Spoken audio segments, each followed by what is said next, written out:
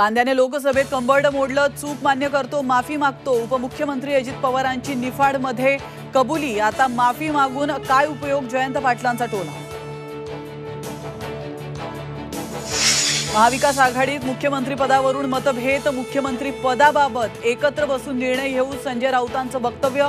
तर ज्या पक्षाचे अधिक आमदार त्या पक्षाचा मुख्यमंत्री, पृथ्वीराज चव्हाणांचं सूचक विधान।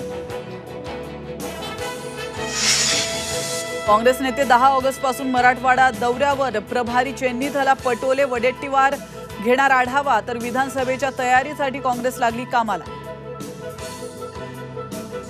मुख्यमंत्री एकनाथ शिंदेंकडून ठाणे ते भिवंडी दरम्यान महामार्गावरील खड्ड्यांची पाहणी, नव्या तंत्रज्ञानानं खड्डे बुजवणार, खड्डेमुक्त प्रवासाचं मुख्यमंत्र्यांचं आश्वासन। काँग्रेसचा वक्फ बोर्डाशी नाही तर जमिनीशी संबंध, महाराष्ट्रात वक्फ बोर्डात मोठा घोटाळा, काँग्रेस नेत्यांनी जमिनी लाटल्याचा फडणवीसांचा गंभीर आरोप।